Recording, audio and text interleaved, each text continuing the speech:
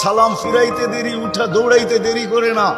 আল্লাহ রসুল টাইকা দাঁড় করাইছেন, সালাম ফিরাইতে দেরি, দৌড়াইতে দেরি করো না। কারণটা কি? নামাজের পরে দোয়া আছে, তসবিহ আছে, তাহলিল আছে। আমি কথা বলি, তুমি শোনো না। চোখের পানি ছেড়া দিয়া বলতেছে, ইয়া রাসূলুল্লাহ, দুইজনের এক কাপড়।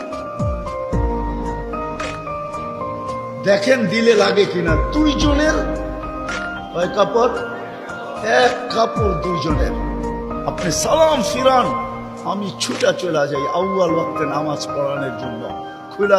খুলা দেই, নামাজ পড়ে ওই ঘরের সুখ দেখাইতেছি। সুখ, স্ত্রী স্বামীর গাল ধরা চিমটি কেটে বলতেছে, আমি জান্নাতি।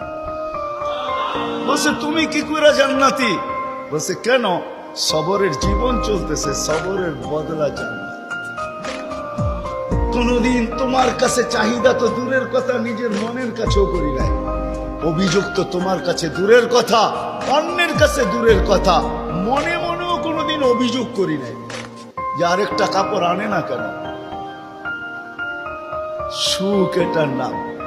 স্বামীর চেহারাটা একটু মলিন হয়ে গেছে, তো স্ত্রী আবার চিমটি কেটে বলতেছে, চেহারা মলিন কেন?